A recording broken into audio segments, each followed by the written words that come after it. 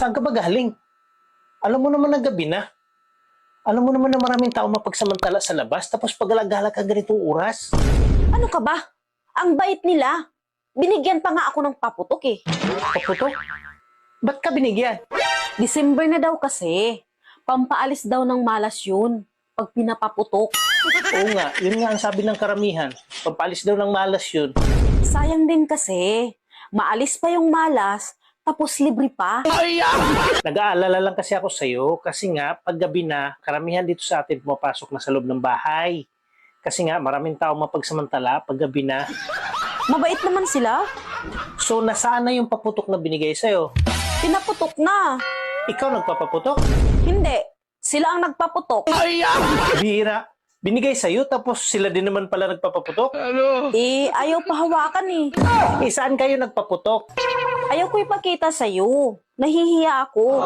Pero sabi niya, tanggal na daw ang malas. Kasi naputukan na. Eh bakit wala akong narinig na putok galing sa labas?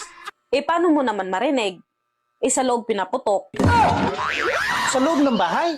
Parang totoo nga sabi nila eh, na pampaalis ng malas. Bakit mo nasabi na totoo? Napatunayan mo na ba? Oo, kasi wala na sakit puson ko. Bakit ang saya-saya ng hani ko? Pinakain kasi ako kanina ni kumari mo ng bibingka na may buhok. Oh no! O bakit? Ang saya-saya mo rin. Si kumpare mo kasi. Pinakain din ako ng puto bongbong na may buhok.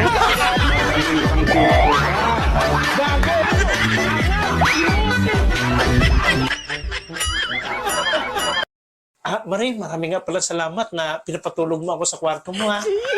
Umuwi ka na! Baka hindi pa kita matansya. Luko ka ha? Huwag ka na magpakita dito. Nagpapasalamat lang naman po ba't ho kayo nagagalit? Luko ka? Magdamag akong hindi natulog. Sa kakaantay na kalabitin mo ako. Umaga na lang, wala ka pa rin ginawa. Luko ka? Uwi! Uwi!